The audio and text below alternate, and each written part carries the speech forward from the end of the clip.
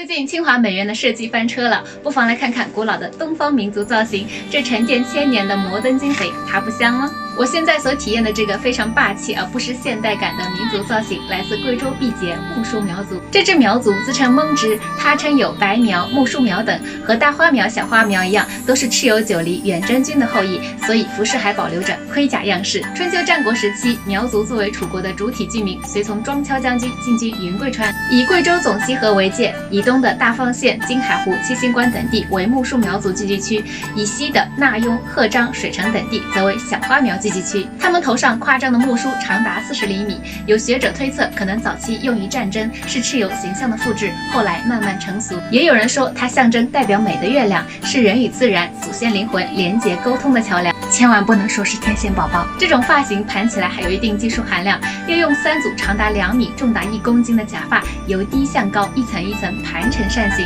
才能做出这种兼具线条和几何造型美感的民族国际范。而且这种摩登范不在 T 台上，就在山川大地间，在他们的日常生活中，九妹真心大写的佩服。除了发型，他们的伞形裙摆也特别让我惊艳。它不像西风的蓬蓬裙要借助裙撑，而是用几十层蜡染百褶裙堆叠而成，神秘的蜡染符号藏着苗族的千年史书。衣服刺绣图案采用了丰富的三角形、菱形、多边形等进行排列组合，层次鲜明的颜色渐变和形状对比中明亮而不失协调，让整个造型非常富有立体感。他们还会把彩色的毛线球装饰于腰间，大胆使用不同材质的珠串配饰，走起路来摇曳生姿，让少女们看起来更加可爱、活泼、俏皮。这一件件艺术品的缔造者不是国际时装周的设计师，正是这些大山里的苗族妇女。她们以服饰之美展现着民族热情、开朗、乐观的精神品质，梳子梳理着民族文化，蜡染刺绣流逝着时光岁月。即使横跨千年，她们依然